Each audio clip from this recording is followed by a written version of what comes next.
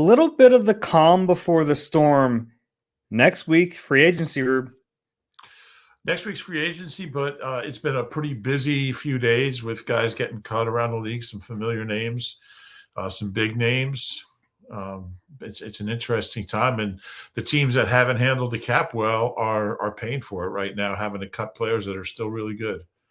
Yeah, it is always fascinating to see that happen. This is the Eagle Eye Podcast, by the way, presented by Nissan. He's Reuben Frank. I'm Dave Zangaro. Plenty to talk about today, even though next week we expect a ton of news. We got some this week. Yeah, unfortunately, the Eagles aren't in that position to where they have to cut good players. They don't have that many good players. No, I'm just kidding. But Howie does a good job handling that stuff, and there.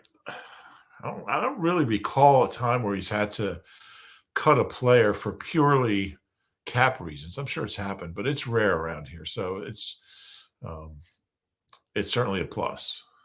It is, and I've always been told that the term cap casualty.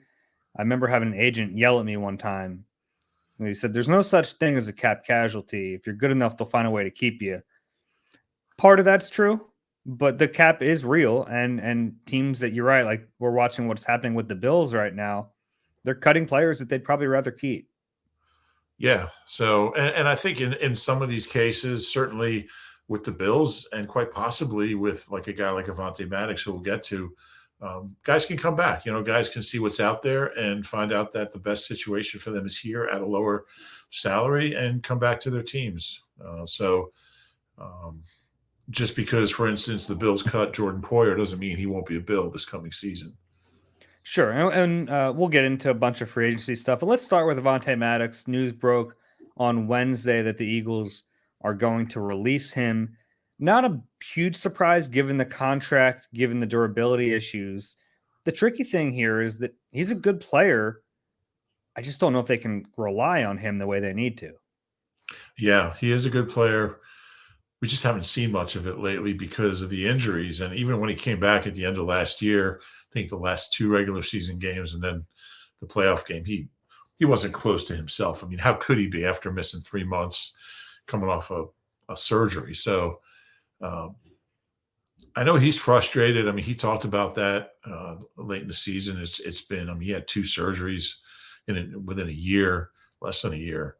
And he really is a good player. I don't think, and it's not a knock on him. I mean, I love the way he plays. He's a really physical guy that loves to tackle. He loves to support the run. He loves to mix it up, but he's just not very big. And I don't know if you can stay healthy in the long term at that size, playing the game the way he does. And you don't want him to change, to just kind of change the way he plays, but you'd like to see him try to stay healthy. He's missed 29 games in the last 4 years or something, mostly in the last 2 years. So it's a tough one. And then it's a position that the Eagles don't have a clear answer if he's not here. But you're right. You can't count on him.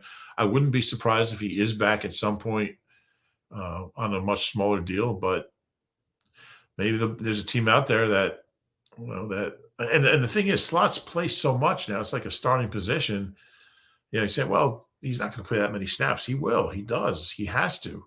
So it's a tough call. I think it's a position they have to address whether he comes back or not. Yeah, you're right. It's a starting position, and it's a really hard position. We saw the Eagles have a specified nickels coach last year because of how different it is than the other cornerback positions when you're playing with the boundary. I love his play style in that position. I think you're right. I think that's what's led to the injuries, but his play style really fits that. And even his versatility. I mean, he can play outside. We've seen him play out there. Heck, he played safety in the playoff game because they needed him to. And I've always liked the idea of him playing safety, probably more than most people. But I think he's always played really well there. Something had to give, though. You looked at that contract, a cap hit of like over $9 million, a base salary of nearly $8 million. He wasn't going to play here on that deal. And I don't know if because of the durability concerns, he would have been an extension candidate. So then you're like asking him to take a pay cut. And if I'm him, I'm saying, no, I'd rather test the market. Yeah. Yeah, because he can always come back at a lower salary. So it doesn't make sense to take a pay cut and lock yourself into something. But yeah, he's an interesting one. And, there's not a lot of guys who've been here as long as Avonte since 18. That was a pretty good draft with Goddard and Mulata, Sweat. Sweaty, Matt Pryor, I think, was that year. They didn't have a 1, they didn't have a 3, and they didn't have a 5, and they still came out of it pretty well. But now you have this question of who's the slot going to be. So, you answer one question, and it's not a huge cap savings. I mean, and look, we don't know yet if it was a June 1st cut, if it will be a June 1st cut or designation, which would obviously reduce the dead money in 24 and increase it in 25. Haven't found that out yet. We'll know soon. But it's not a huge cap hit, but it's something they had to do. Yeah, I think so. Savings. Yeah, that 2018 draft is pretty unreal. It is. The fact that, until Maddox got cut, like, to have 4 of your 5 picks from that draft on the team in 2024. And that's without a 1 and a 3. Yeah. They had Goddard at 49. Maddox was next at 125 in the 4th round. Sweat was 130 in the 4th round. Pryor, 206 in the 6th round. And then Mailata, 233 in the 7th. And Pryor's still in the league. He's still bouncing around. Yeah, and he was like, people obviously didn't like him here, but he was fine for a 6th round pick. Yeah. And Mulata, getting a guy like Mulata in the 7th round, obviously there were eventualities there. He'd never played football before, but that was quite a steal. Yeah, and even Maddox has been a very good 4th round pick. He's played an awful lot. He's been a big part of this defense. He's played multiple positions. And you can tell how much they like him and how much when they were getting him back at the end of the 2023 season, there was like some real excitement in the locker room. Now he played, and I don't think he was near healthy, and I think that showed, but you could tell how excited his teammates were to get him back. Yeah, no question about it. And I believe over the last 20 years, the Eagles have only drafted 2 cornerbacks that have started at least 30 games for the Eagles, Jalen Mills and Avonte Maddox, one 7th round pick and 1 4th round pick. So he's been a big part of what they've done these last few years, but it's time to find a new answer there. Is it? What do you think? Do you think what do you think the chances are that Avonte Maddox is back, or what do you think the chances are that he moves on? Well, I think there's a fair chance he's back, maybe 30 to 40%. Maybe that's a little high, maybe 30%. But I also think even if you do bring him back, you have to have another answer. You can't just go from, Mario Goodrich to, Mekhi Garner to Sidney Brown to Eli Ricks to, there was a game that Bradbury was playing in the slot, and he's not a slot. Slay played in the. You gotta figure this thing out, and you can't count on Avonte to play anywhere near 17 games plus postseason if there is one. So I'd be happy to bring him back at a low salary, but I think you still have to figure some things out. I think Ricks is a guy who potentially, and I didn't even mention Bradley Roby, who probably played more snaps in the slot last year than anyone, I'm guessing. So you got to find an answer there. I think Ricks is the one guy who did okay there. He split his reps between inside and outside, but I don't know. I don't know if he's really a long-term solution in the slot. Howie even admitted at the combine, you were there when he said, I could have done better dealing with that position and being prepared. He should have known Avonte's injury history, which coming into the season, there were concerns about him. He didn't prepare for it, and he owned up to it. Yeah, Zach McPherson was going to be the backup at that nickel spot. He got hurt during preseason, so he's back now. Maybe he can be an option there. But yeah, it was very strange to me that they had Mario Goodrich. They kept him on the 53. Avonte gets hurt in week 2. They go to Goodrich, and then the next week he's inactive. Yeah. What a weird management thing. Why would you manage the roster like that? That's bigger true. problems last year to worry about than the way that. But like it was strange. I don't know why you'd have him on the team if you didn't trust him to go in when the starter got hurt. Yeah, that's true. We were confused by that. What do you make of Zach McPherson? We haven't seen a whole lot of him. Yeah, I mean he was. When he played. Yeah, I think he's been okay. He was a 4th-round pick. He mostly has been a backup outside. Last year, they kind of moved him to the nickel out of necessity. I think he has some traits that you would like there. Now we got to see because coming off of an Achilles, you never really know. Right. But I think there are some things to like there, and I think as long as he's healthy, he'll be on the team as a backup special teamer. He's a really good special teamer. Mm-hmm. Does he get the first crack? I mean, we don't know who they're going to sign, who they're going to draft, but I think there's a fair shot he'll get the first crack at it. I think there's a better shot that they bring someone in to play that spot. Well, I'm saying out of the guys out of the guys I have, yeah. Now I am curious about Isaiah Rodgers, and I know he's played outside in his career predominantly, but he certainly has the body type to play nickel. All I know is when somebody tweeted to me and said, I don't know what I'm talking about. Isaiah Rodgers is a slot. And I tweeted back that like 98.6% of his career snaps have been outside. Isaiah Rodgers retweeted that. So yeah, but also the guy coming off a year-long suspension doesn't really have a lot of clout. They tell him to play in the slot. He's going to play in the slot. Yeah, I think he's most likely an outside corner, but they're in a better spot there with depth.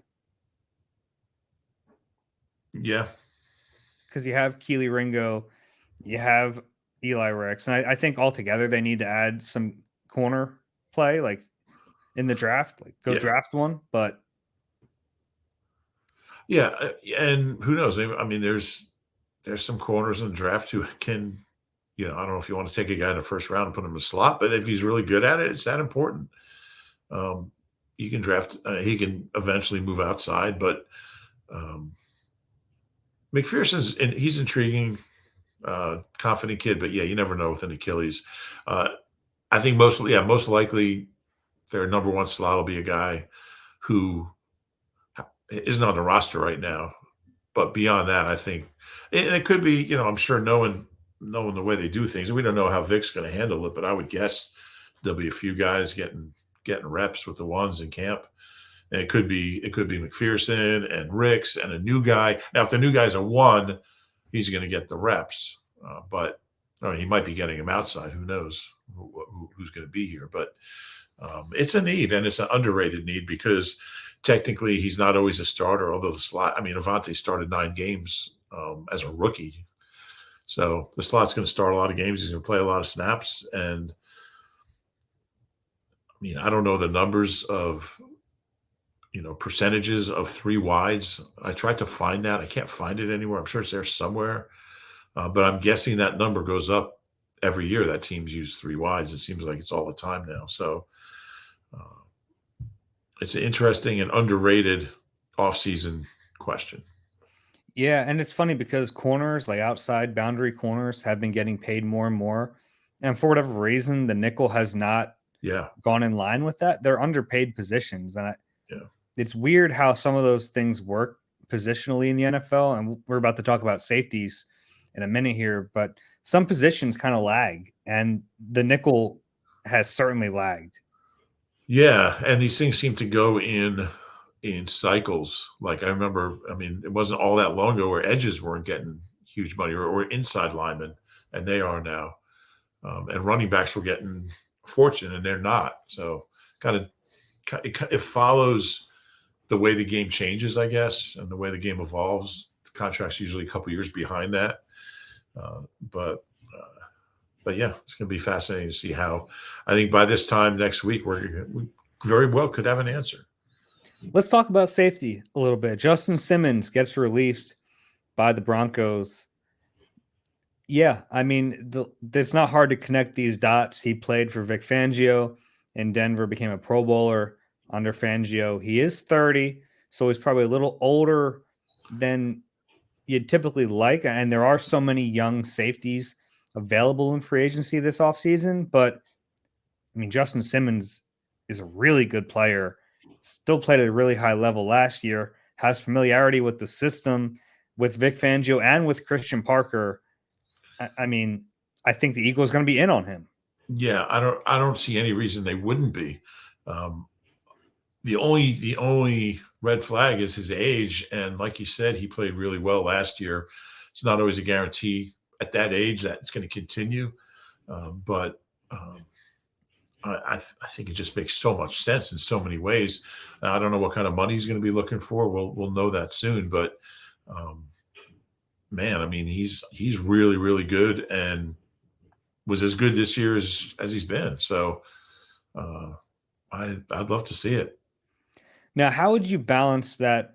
Because there are so many names, and I'm sure we'll talk about some of them when we get into the position by position, but there are a plethora of these 24, 25, 26-year-old safeties that you can sign right now, and they might be entering the primes of their careers versus a 30-year-old proven guy with the familiarity with Vic Fangio. What do you think is a better way to handle this if you're Howie? It's a great question. I think the veteran's going to be a little cheaper, although Simmons, with his resume, might not be all that much cheaper, but he's a known quantity. He's played for this D coordinator. I mean, there are some good younger guys, but man, I'd be hard pressed to find a better situation than adding Simmons. It seems to make sense, and he was even someone that before he got cut, I was kind of thinking could be a trade target. Yeah. But that was also before, like, there are a ton of safeties out there. There are. And they keep getting cut. Jordan Poyer gets cut. And I'm not saying the Eagles should have to Jordan Poyer, but it's just there's a on the flip side of that, if there's a ton of safeties out there becoming free agents, it means a lot of teams theoretically need safeties too. Right. Do you remember who the Eagles elevated from the practice squad when they cut Jordan Poyer? It's 2013. Yeah. What position? It was a running back. Chris Polk? That's a good guess. It was Matthew Tucker. Okay. Yeah. Matthew Tucker. I found a running back in that range. In that era. Yeah. Polk was on the team that year, I think. I remember that San Francisco game when I think he made the team as like a special teamer. He had a good preseason, didn't he? Yeah, he did. Anyway, Poyer, it took him a while. I mean, he didn't really become a defensive starter until he got to – so he was in Cleveland. Mm-hmm. They claimed him, and then he was just a special teamer there, and he played some D-back, but then I think he was still a corner, and then it was in Buffalo a few years later that he became a starting caliber and then a star safety. So it's not like the Eagles cut him and then he became a star like that year. It took a while. Yeah.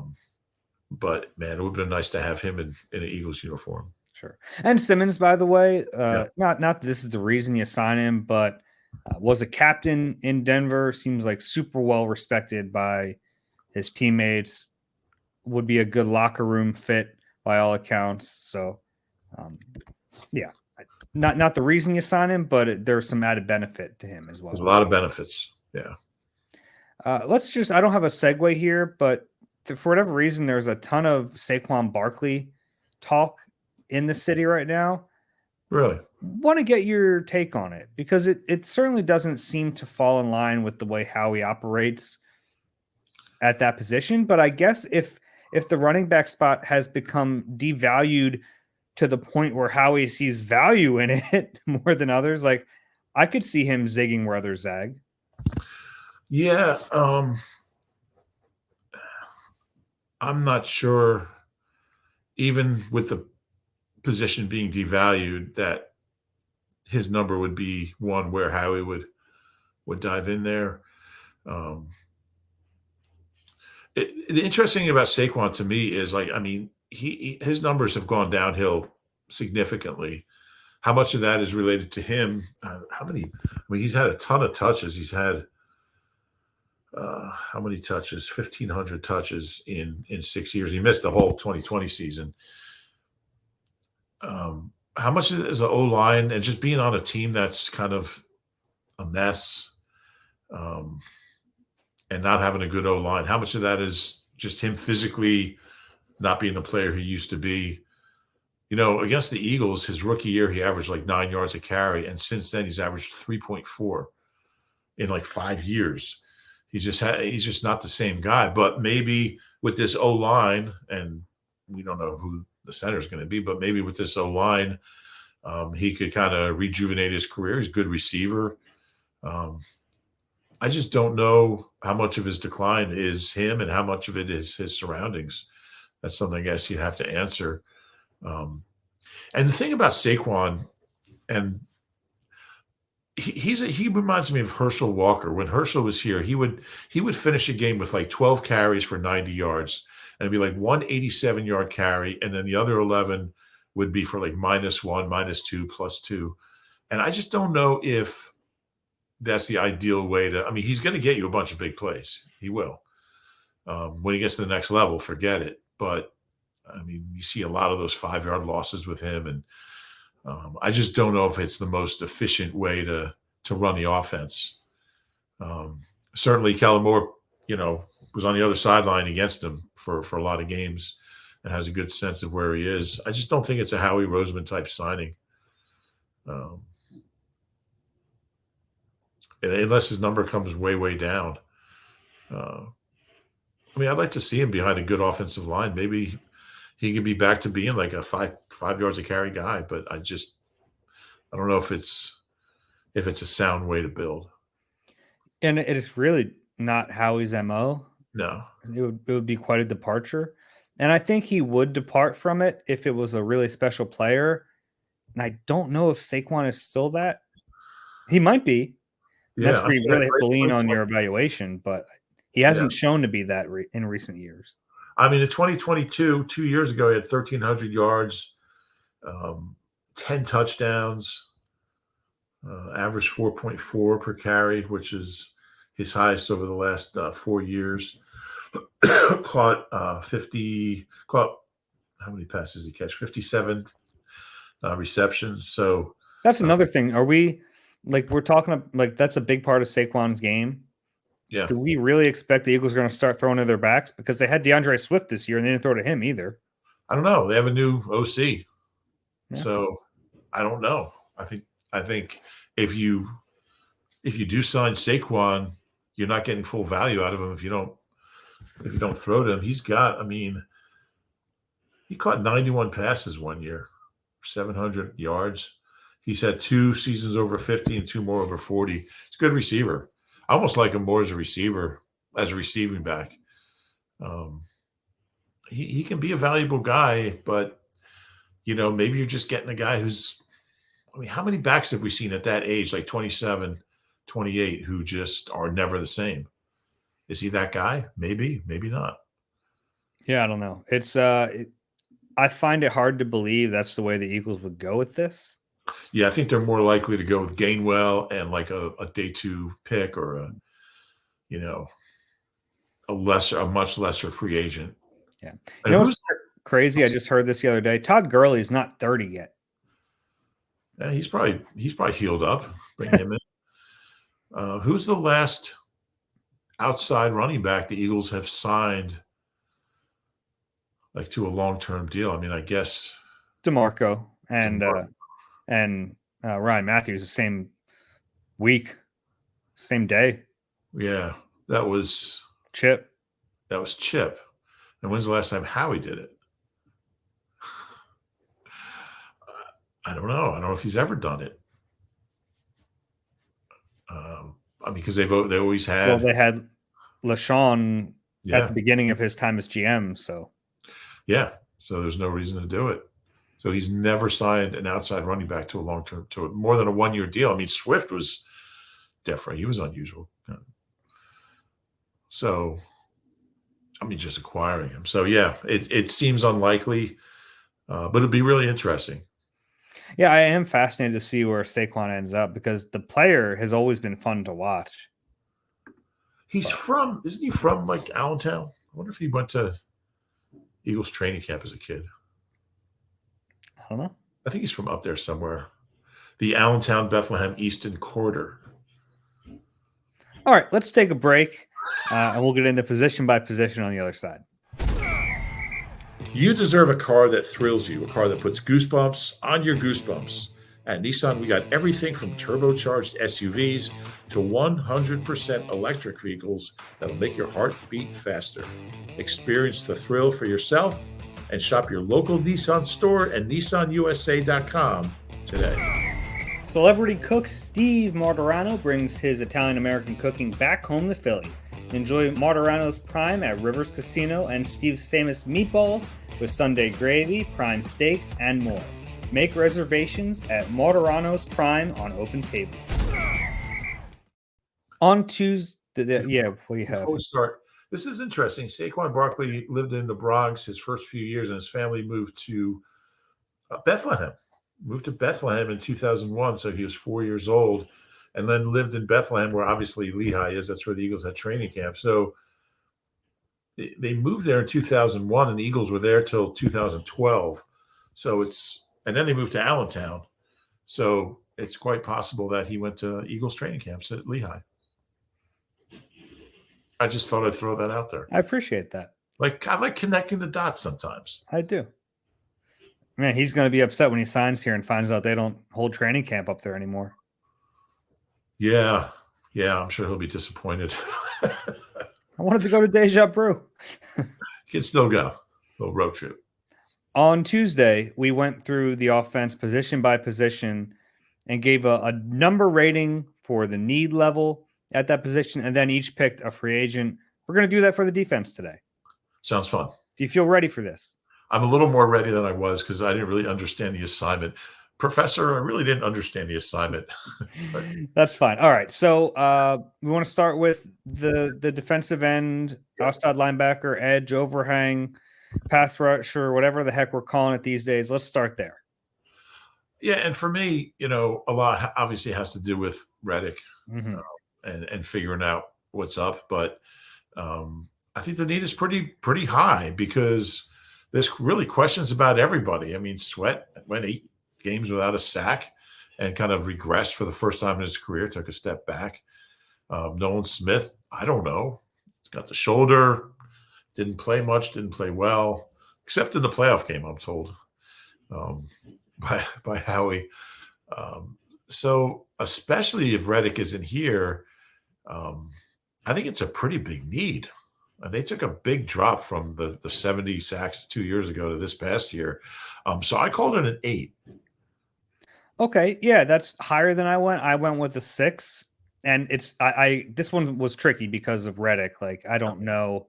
Now, if Reddick isn't here, then it becomes a major need. And that's what I did. I mean, I would say if Reddick is here, I'd probably go closer to 6. Yeah. Maybe 7. I agree. It was tricky there. And Sweat's going into a contract year as well. Sure. Yeah. I think that's a big deal. Any updates on your thoughts on Reddick? Do you think the longer hangs out there, it's like more or less likely that he comes back? No. Well, I mean, if it's September, he's not here. I think it's still a little too soon to be alarmed that there's no seeming progress, but certainly something to keep an eye on these next couple of weeks because, I mean, with free agency and the draft, the draft's only, 6 weeks away? Is that where we're sitting? Yeah, and you would think that if a team trades for him, they're obviously going to give him a contract, and they probably want to know their finances in free agency. Yeah, so I think something, I would guess something will happen soon. I still think it's more likely than not he'll be here, but I don't know. Did you come up with a player at this position? Yeah, I went Brian Burns. He might be a little expensive, but man, I love his consistency. He brings it every year. He's never had a bad year. He's one of 3 players in the league to have 7.5 sacks or more in each of the last 5 years. I think he'd be a good fit. Yeah, I mean, I agree with you. Be a great fit. The money there is probably going to be my money. Yeah, I know. I'm just, I think he's in his prime or entering his prime. He's already really good.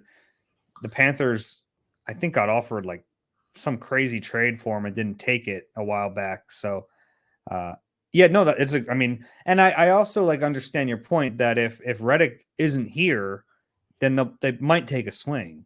Yeah. Yeah, because if Reddick's not here, then the finances aren't really an issue. I mean, they've got the money to do it. Mhm. Um, and we know how he likes taking those big uppercut swings. And so it's a good name. I think there's going to be one really big money defensive Mhm. free agent. Okay. So Yeah. I have like 3 on my list, but that way I have a better chance of hitting on the one. Yeah, I have an uppercut. You have a haymaker. I have an uppercut. What do you got? Bryce Huff from the Okay. Jets. He's kind of been buried there behind some starters. He hasn't really been a starter there. He's kind of like a situational pass rusher. Had 10 sacks in that role in 2023. Kind of a breakout year for him. Still just 25.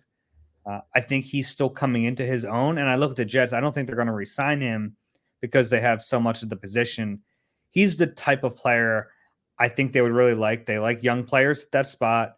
They like theoretically they like guys who might be entering their prime, and I think Huff is one of those guys. Yeah, it's a good name, and um, he probably would. I would think he would come. No, I don't want to say cheap, but Well, he's not going to be cheap. not Edge cheap. rushers get paid, but Yeah, but not as much as some guys. yeah, I think you're in the 13, 14 million per year range with him. Yeah, that's right. How about defensive tackle? We're kind of all waiting on Fletcher Cox. We're going to talk about him in a little bit, but even without Fletcher, they bring back Jalen Carter, Jordan Davis, Milton Williams, Marlon Tuipulotu, Moro Ojimo. You can get more Ojimo in there. It's your guy. Dave has such an affinity for the guys. He does the training camp diary, or what do you call it? Surviving camp. Surviving camp, which is a great series. Have all your guys made the team? Yes. That's incredible. You should use that as a selling point for. You want to talk to me? Trust me. But yeah, I think it's probably it's clearly the least pressing need. They've addressed it in the first round the last couple of years, especially if Fletcher comes back, which kind of looks unlikely. But Milton Williams didn't have the year he had 2 years ago. But I gave it. What did I give? I'm sorry. I disagree with that. I gave interior D line a 3. Me too. Okay. Yeah, it's been a priority the last couple of years. Yeah, and it's like you're probably not going to sink a ton of resources into it because you already have. Like it's time to really just let Jalen Carter and Jordan Davis, specifically, and Milton Williams, to a certain degree, just time to let those guys play. See what you have.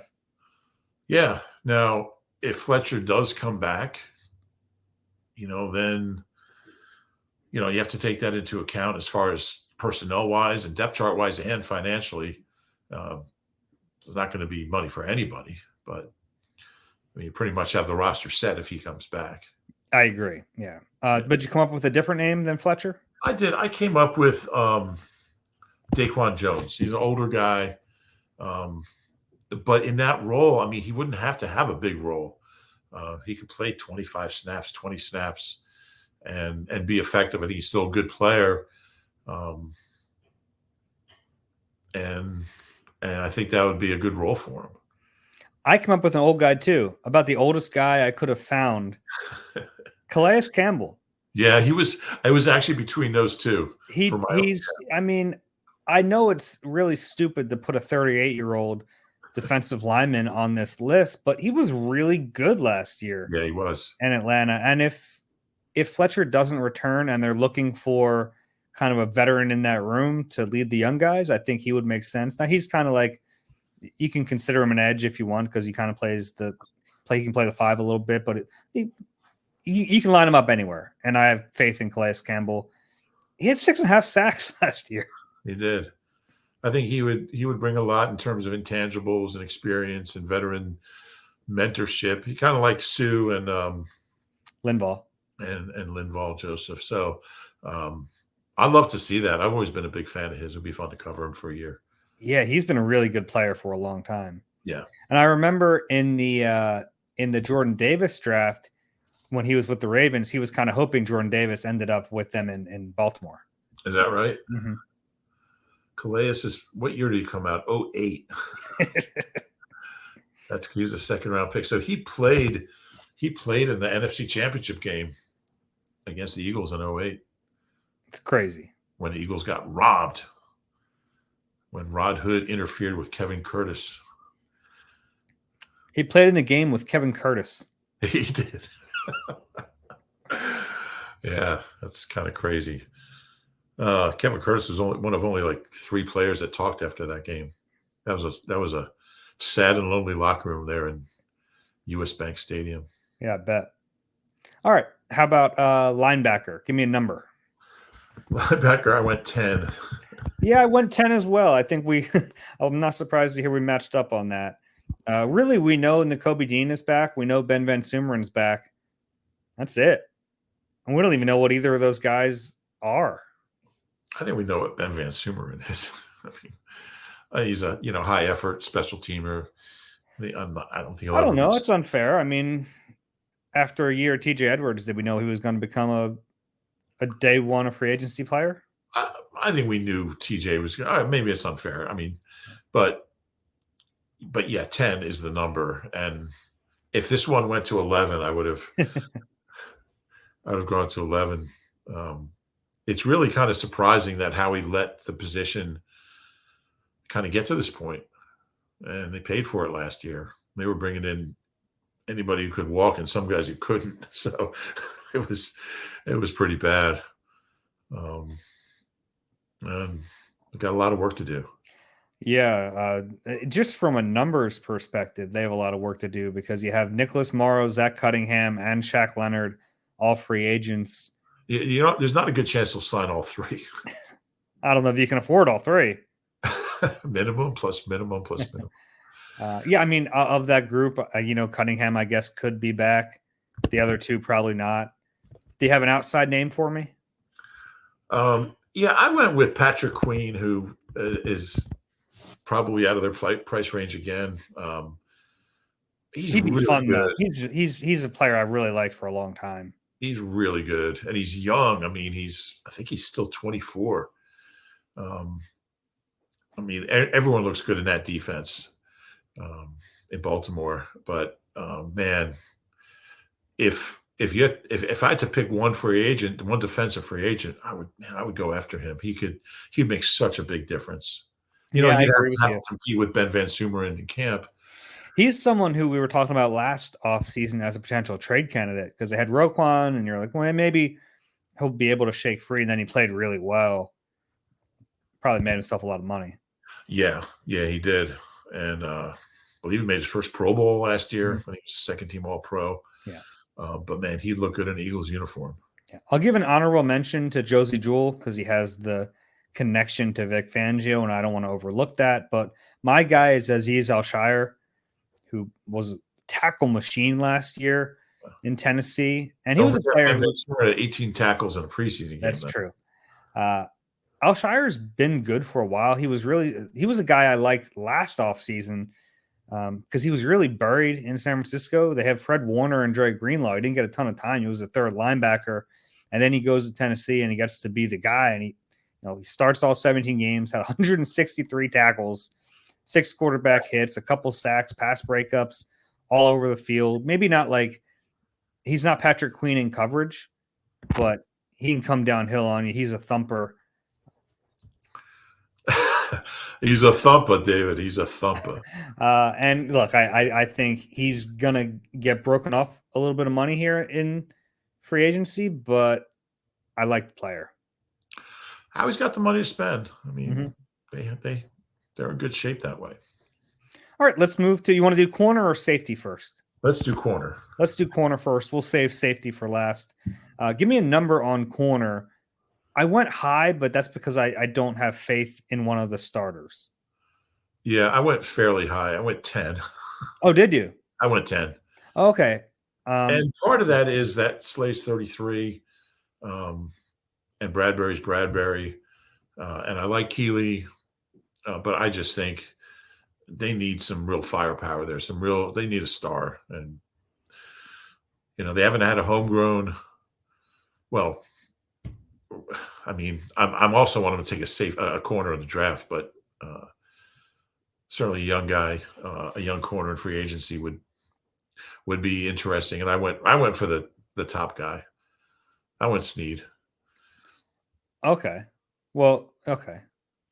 I mean, I mean, how he's not going to be able to get all these guys, but to me, L'Jarius Snead, if he's available, you got to at least try. Yeah, I mean, would you be willing to trade for him? Yeah, I mean, Okay. it sounds like he's going to be. Sounds like they want to. Okay. Yeah, I mean, he's the top guy after getting tagged.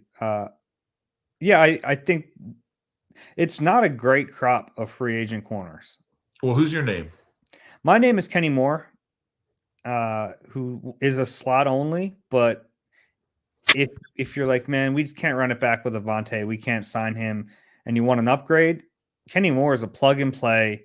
You know what you're getting, always around the football, been more durable than Avonte.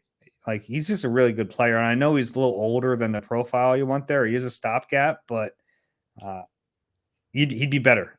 He'd be one of the best nickel corners in the league. Okay. Go along with that. What was your number for corner? Oh, I'm sorry, 8. Okay. And I agree with you. I think, I look at corner versus safety. I think safety is a position where you should address in free agency, whereas corner, I think it makes more sense to address in the draft. Yeah, I would agree with that. Yeah, and I mean, they're not going to draft a safety, so at least not with a super high pick. They did with a 3rd round pick last year. Yeah, but that's not super high. Yeah, no. Yeah. It's a day 2 pick.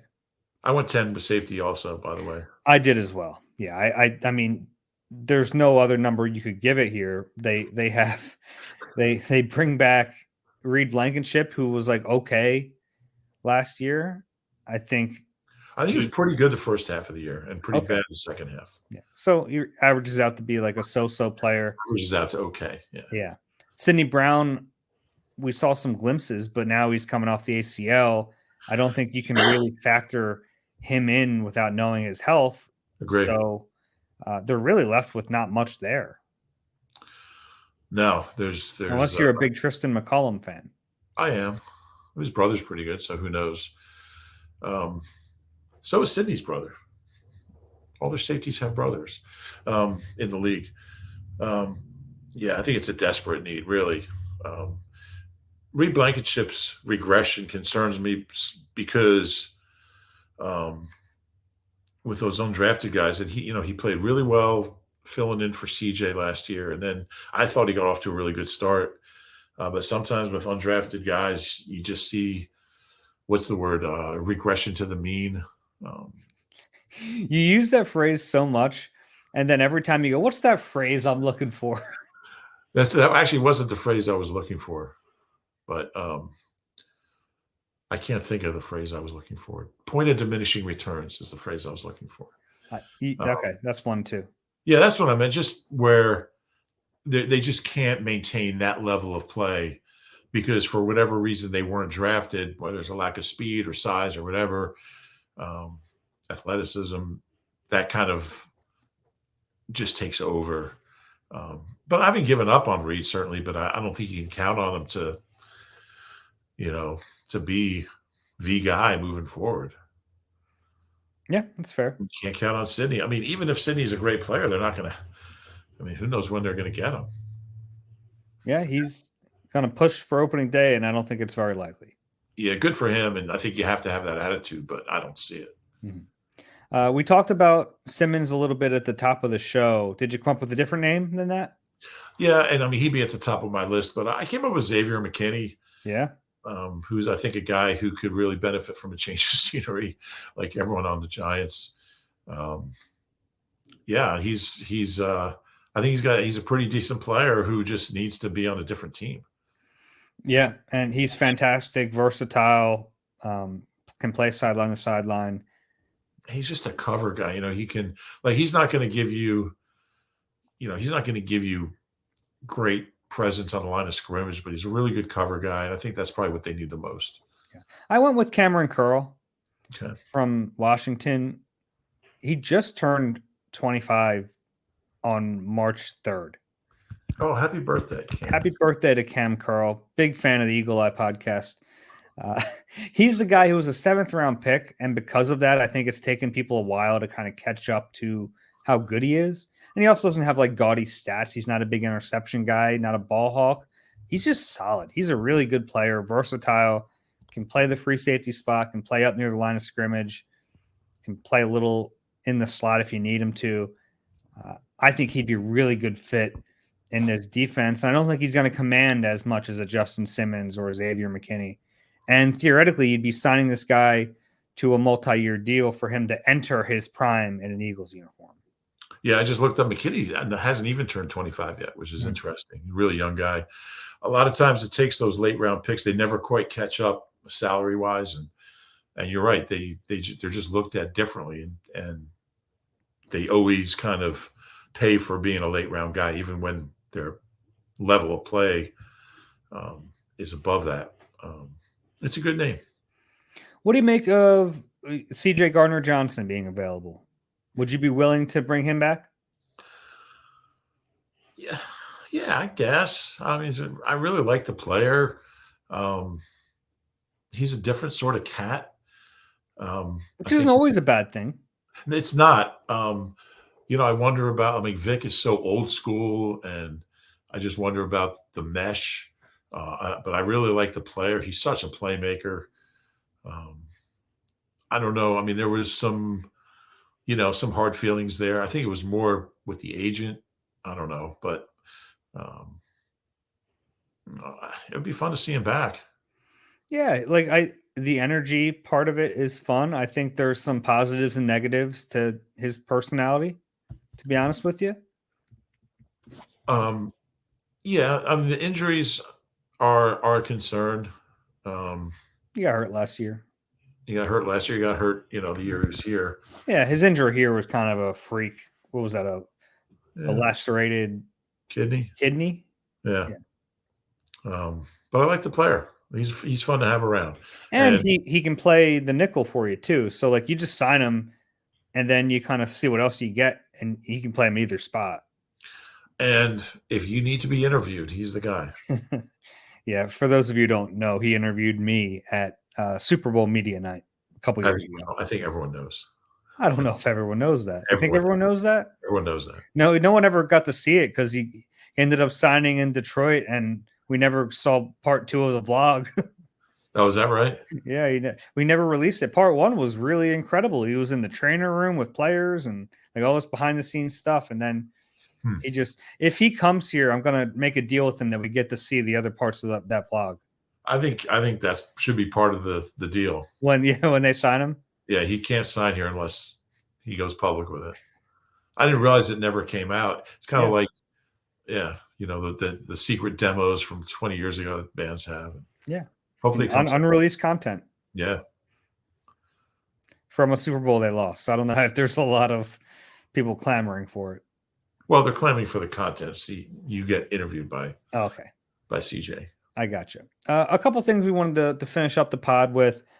First, gosh, I hate giving New Heights another plug because they don't need it, but it was an entertaining episode. Obviously, Jason Kelce coming off his retirement speech. We know who Jason is.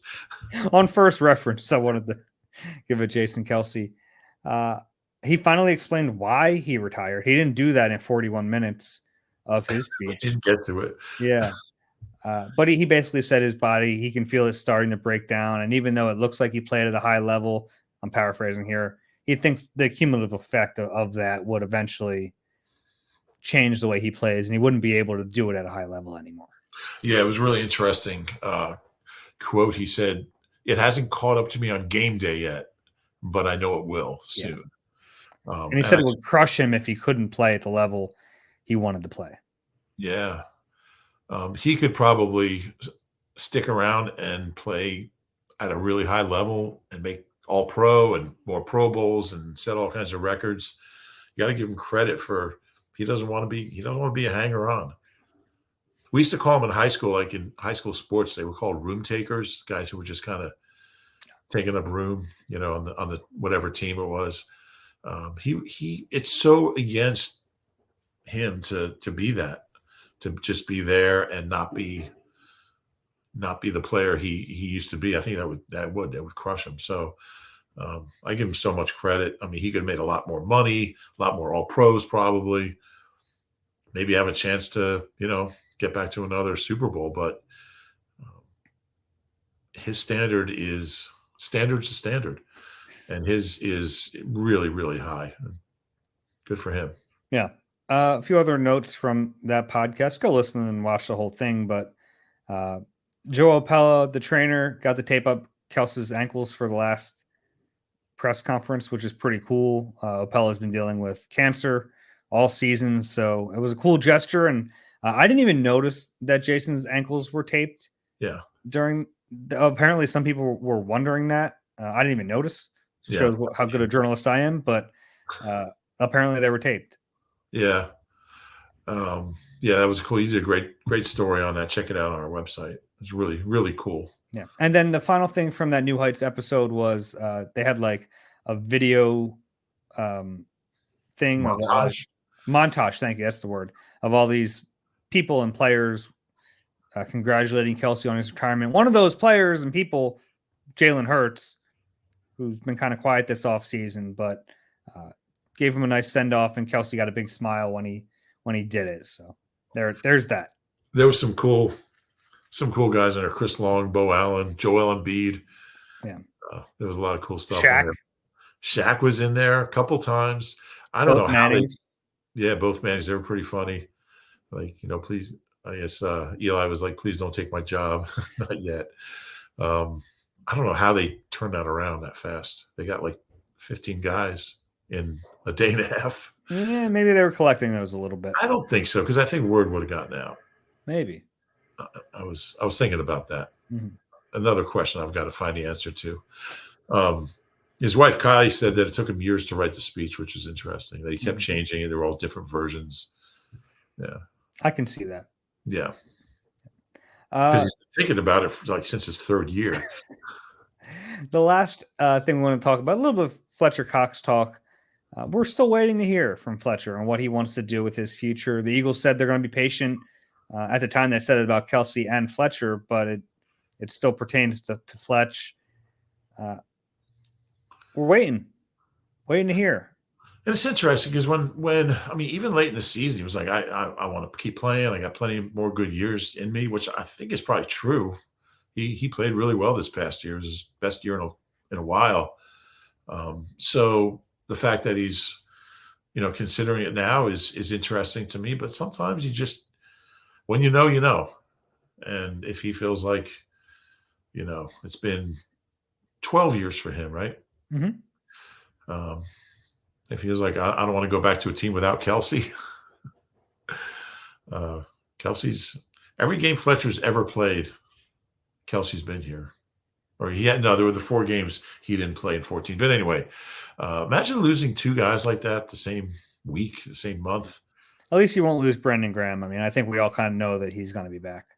Yeah, and I love BG, but out of those 3 guys, in terms of who can help you on the field right now, he's more the ceremonial, and I'll tell you what, as far as leadership goes, and I don't really like the word leadership, but just having that veteran presence around. If you lose Kelce and Fletch, you really want BG there just to kind of be that glue to get you to give you a year so some of the younger guys can establish themselves as the next, who are the next leaders going to be. So if BG retires, he won't. I'm not even thinking about it. Yeah, he'll retire next year. Yeah, he's always said he wants to play 15. He's always said that, and he's going to get a chance. He will. I hope. Yeah. What? Any gut feeling on Fletcher? Apparently, Jeremy Fowler from ESPN kind of put it out there that everything is kind of looking like retirement.